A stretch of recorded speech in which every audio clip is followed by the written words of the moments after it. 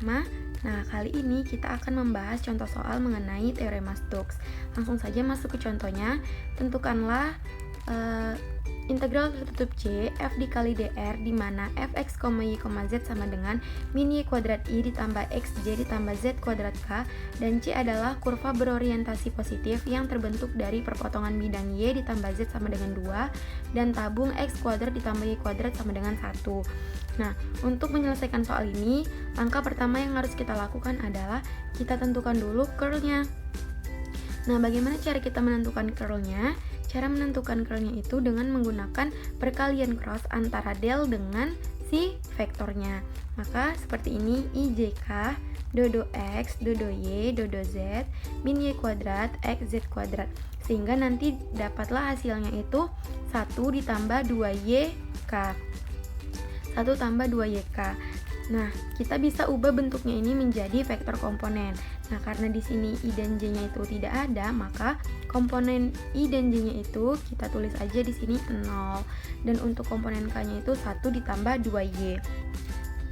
Sehingga diperolehlah integral tertutup do S dikali dr sama dengan integral lipat 2S curl F dikali ds sama dengan integral lipat 2 1 ditambah 2Y dA.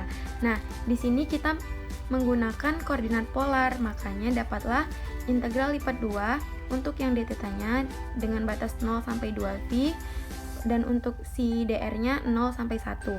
1 ditambah 2r sin θ r dr dθ sama dengan integral lipat 2 dengan batas 0 sampai 2π, 0 sampai 1, r ditambah 2r kuadrat sin θ dr dθ. Nah, ini kita integralkan dulu terhadap si dr, maka dapatlah integral dengan batas bawah 0, batas atas 2π, r diintegralkan terhadap r, maka dapatlah 1/2 r kuadrat ditambah 2r kuadrat diintegralkan terhadap r, maka dapatlah 2/3 r pangkat 3 sin θ dengan batas bawah 0, batas atas 1 dθ. Kemudian kita substitusikan dengan batas atas dan batas bawahnya, berarti setiap r kita ubah menjadi angka 1 dan 0. Maka dapatlah integral dengan batas bawah 0, batas atas 2π, 1/2, kan ini r kuadrat, berarti kita ganti menjadi 1 kuadrat ditambah 2/3 dikali 1 pangkat 3 sin θ dikurang 0 dθ.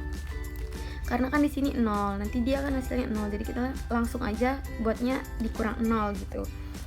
Kemudian integral dengan batas bawah 0, batas atas 2π, 1/2 dikali 1 kuadrat, itu kan hasilnya 1/2, maka ditambah 2/3 dikali 1 pangkat 3, maka dapatlah 2/3 sin θ. Setelah itu ini kita integralkan lagi terhadap si θ.